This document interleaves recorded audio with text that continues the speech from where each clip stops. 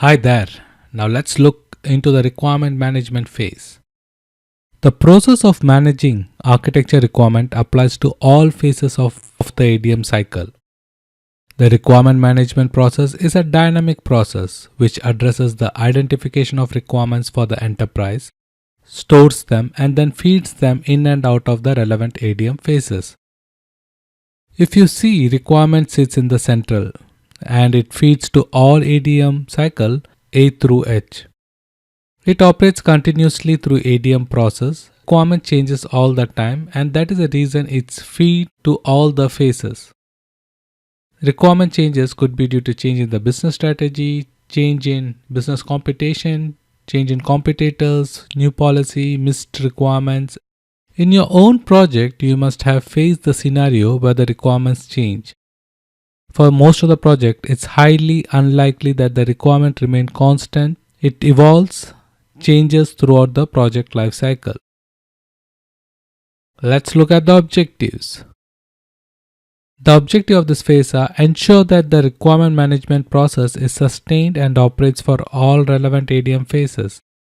Manage architecture requirements identified during any execution of the ADM cycle or a phase, and ensure that the relevant architecture requirements are available for use by each phase as the phase is executed. Now let's look at the approach. This phase sits at the center of the hub and it continuously drives the ADM cycle.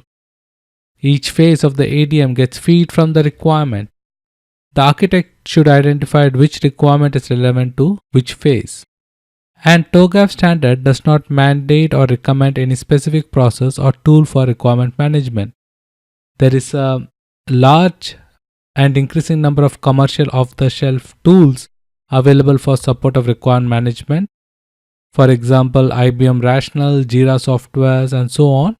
But TOGAF standard does not recommend or mandate any specific tool or process. Let's look at the steps. So steps for this phase is a bit different from other phase. It does not have a straightforward step as other phases have. So the steps to manage requirements are to identify and document requirements. This happens in the BDAT phase where requirements are documented. Next, based on baseline requirements, determine priorities, stakeholder approval, and place it in a requirement repository. So at the end of the BDAT, you end up having a baseline requirements that need to be approved and placed in the requirement repository. This requirement repository could be in-house tool or it could procure it from a vendor.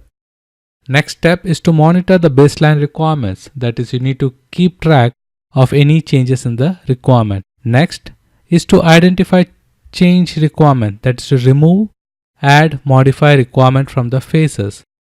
As you are in ADM, as new requirement comes in and based on priority, you update the requirement repository with the new requirement. And also due to change in the business climate, if the requirements get removed or modified, it need to be updated or reprioritized in the requirement repository. Next step is to access the impact. That is, do you act on the requirement straight away? Like, does the requirement need you to go back to a particular phase? Or can the requirement be held on for a later phase? Next step is to implement the requirement arising from phase H. And phase H is the architecture change management phase. So if there is an architecture that need to be changed, then it's fed into the requirement management phase. Next, update the requirement repository. Next is to implement the changes in the current phase. If you are in midst of ADM and a new requirement comes in, you need to deal with it.